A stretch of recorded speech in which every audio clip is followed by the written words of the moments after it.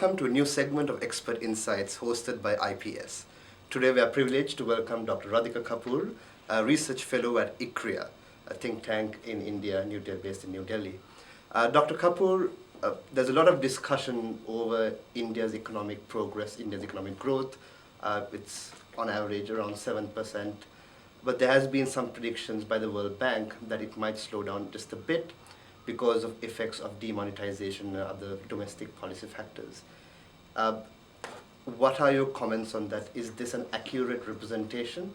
Is the slowdown of the Indian economy projections purely based on the demonetization and other policy effects? So for the last few years, India has been touted as this bright spot in the global economic landscape. And recently, most international organizations have come out with predictions suggesting that growth will slow down in 2016-17, largely as a consequence of demonetization and the introduction of the new goods and services tax. But most of these projections believe that moving on in 2017, growth will pick up once again as key economic reforms kick in, and India will once again emerge as the fastest growing economy in the world. So, while the world has this very positive outlook in India, I think we need to interpret these numbers with some element of caution, because the slowdown that we are witnessing is basically being attributed to the effects of demonetization and the impact of GST. But the slowdown in growth had in fact started several quarters before the introduction of demonetization, and therefore it seems that these short-term phenomena, which their effects which will eventually wean out, they are in fact masking the underlying downward trend in growth. And if you look at the growth numbers and where the growth is coming from in India, what we basically find is that over the last year, most of the increase in growth has come from government consumption expenditure.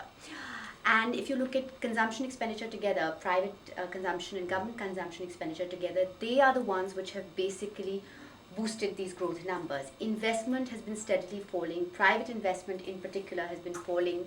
Household sector investment has fallen. So, these growth numbers seem to be boosted because of consumption spending, because of low oil prices, while investment has been contracting, and that is a huge sign of worry. It suggests that our growth process is actually becoming unhealthier. And this is accompanied by another very major problem, which is that the pace of job creation in India has been very sluggish. And if job creation continues to remain sluggish like this, it's going to be very hard to even sustain growth through private consumption expenditure, because if we don't have those jobs, where are people going to spend the money, and where is that consumption expenditure going to come from? Right. So recently the government introduced the Make in India campaign, which was supposed to drive the manufacturing base and create these jobs in the manufacturing industry. Has it been a success so far? Where do you see it going in the future? Well, for the last 3 decades, manufacturing has accounted for just about 15% of India's GDP and just about 11 to 12% of total employment in India.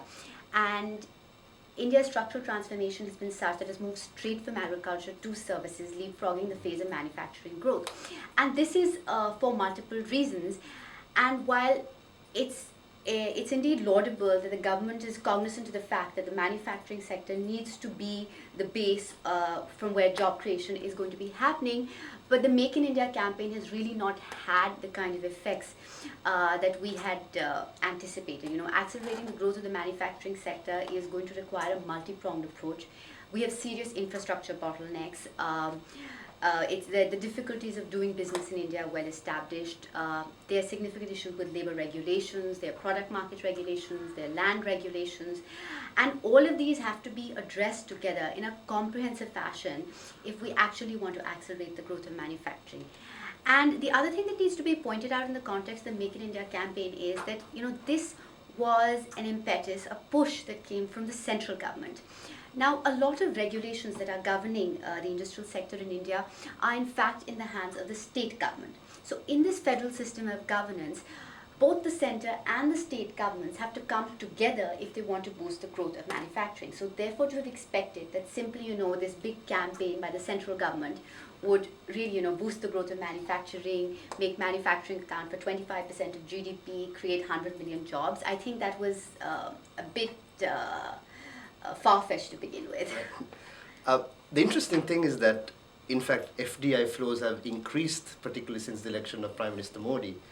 how do we balance these two kind of contradictions out? That there is an ease of doing business issue in India, but also India is becoming the new darling of foreign investment. Well, actually, when you look at these numbers of FDI rising, and in fact in 2016-17, it was about 43 billion, the highest in a very long time, $43 billion. But I think, the kind of interpretation that you have just made, we have to be very cautious in making that kind of interpretation, because this increase in FDIs doesn't mean that India is the darling of global investors. We actually accounted for just 3% of global FDI allocations in 2016-17.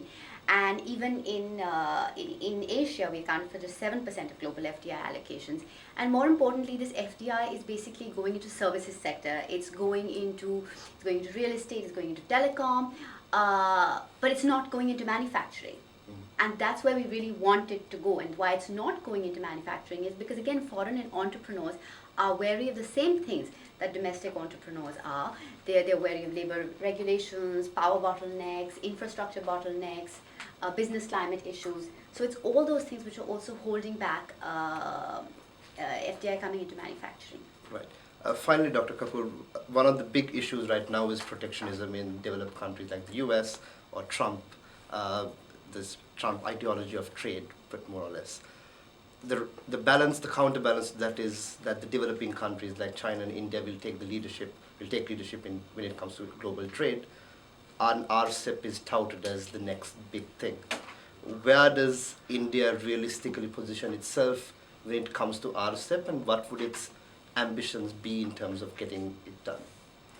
Well, there's been a slowdown in world trade, there's this rising protectionism, and therefore, to some extent, it is going to constrain the growth of exports for India. But having said that, these are really not going to be the binding constraints for India in terms of trade, because one major problem we have is that our currency has appreciated significantly. The real effective exchange rate has appreciated by about 10% since 2014.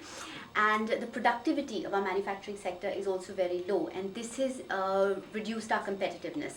So I think if we're able to correct those two things, we will be able to accelerate our exports. And in terms of RCEP, I think India is quite committed to getting it forward. But if we really want to enhance our share in global exports, we have to focus on accelerating the productivity in our manufacturing sector. Right. Thank you very much, Dr. Kapoor. I hope you enjoy your visit to Sri Lanka, and hope you enjoy your visit to IPS as well. Thank you so much. It was a pleasure being here. Thank you.